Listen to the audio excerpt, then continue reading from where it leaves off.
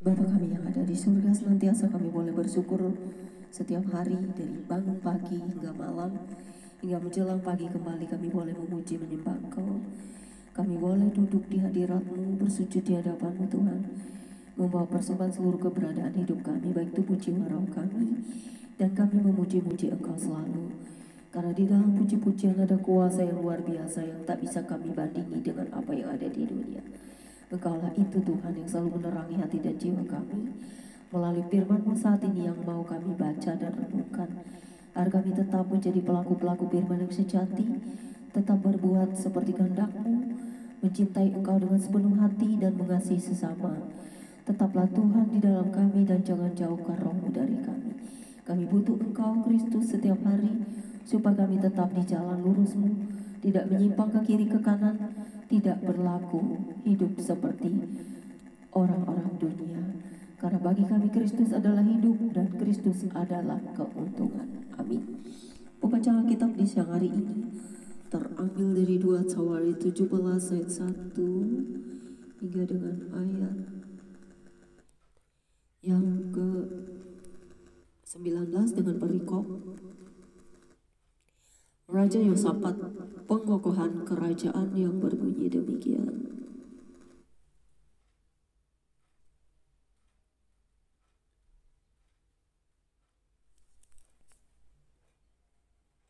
Maka Yosafat anaknya menjadi raja menggantikan dia.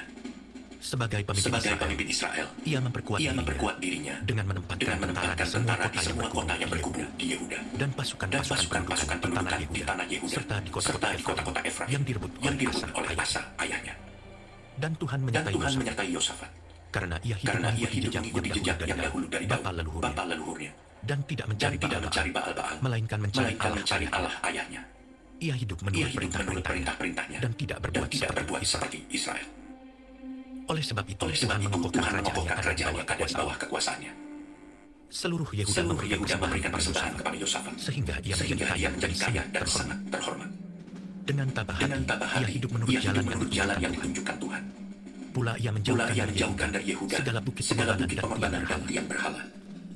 Pada tahun ketiga pemerintahannya, ia mengutus beberapa pembesarnya, yakni Ben-Hail, Obadja, Zakaria, Netaneel, dan Mika, untuk mengajar di kota-kota Yehuda.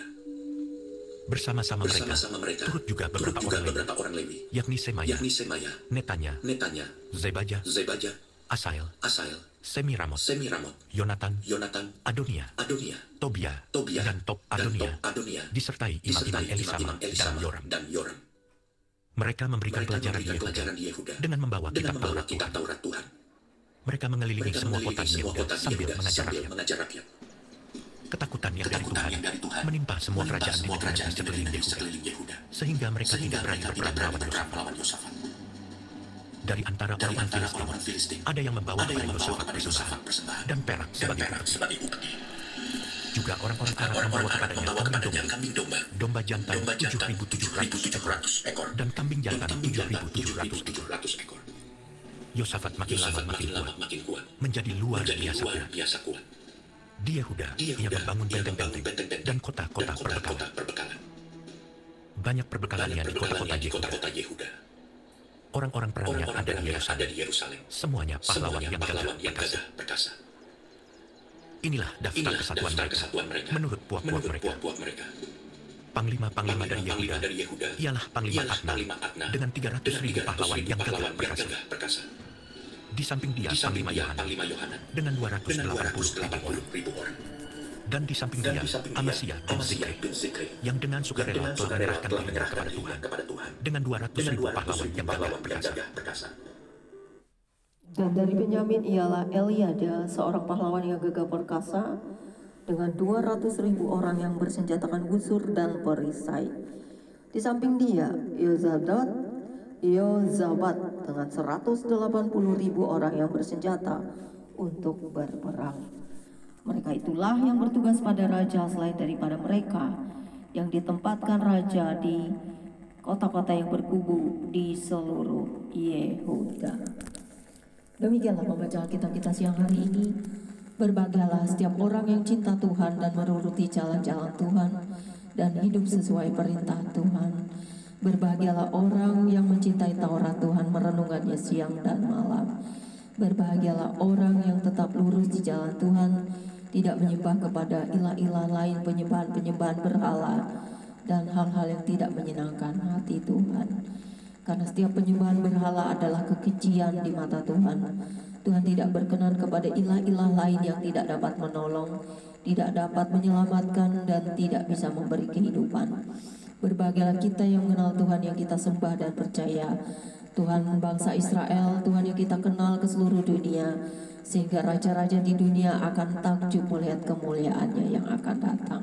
Bangsa Israel juga akan dilawat Tuhan dengan sepenuhnya, karena mereka ada nama Tuhan yang berkuasa di sana, dan Tuhan menetap di dalam bangsa ini selama-lamanya. Janji Tuhan ya dan amin untuk Israel dan seluruh bangsa di dunia. Terima kasih Bapa atas firman-Mu. Kuatkan kami terus dengan firman-Mu supaya kami tidak menyimpang ke kiri ke kanan, tetap hidup menurut jalan-jalan Tuhan, tetap mencintai Tuhan yang Maha Pengasih lagi Maha Penyayang, tetap mengasihi sesama, dan tetap berdoa bagi semua musuh dan pertobatan dunia ini, untuk hidup yang lebih baik sampai kedatangan Tuhan yang kedua kali ke bumi ini. Biarlah kami semua boleh masuk ke kerajaan kekal-Mu. Kami boleh hidup dan layak di hadapan Bapa. Biarlah kami setiap hari membasuh jubah kami, tubuh kami yang penuh dengan dosa ini. Walaupun Tuhan telah menebus kami, membawa kami kepada pengampunan, dan menjauhkan kami dari kebinasaan hukuman kekal, tapi kami masih bisa jatuh setiap hari dalam tubuh kedagingan ini.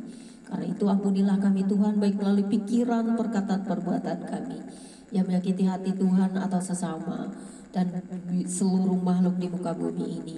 Sekiranya berbahagia menantikan kedatangan Tuhan yang kedua kali, untuk menghakimi dengan adil dan berperang dengan adil.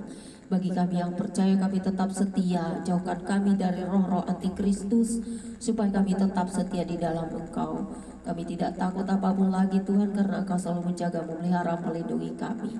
Terpujilah Engkau pencipta langit dan bumi, Tuhan semesta alam, Allah Israel, yang kami kenal di dalam Mesias yang dari surga, yaitu Tuhan Yesus Kristus. Dan terang Roh Kudus akan selalu membawa kami kepada pertobatan setiap hari. Amin. Demikianlah pembacaan kitab kita siang hari ini. Tuhan Yesus memberkati saudara dan saya Immanuel. Jangan lupa subscribe ya guys.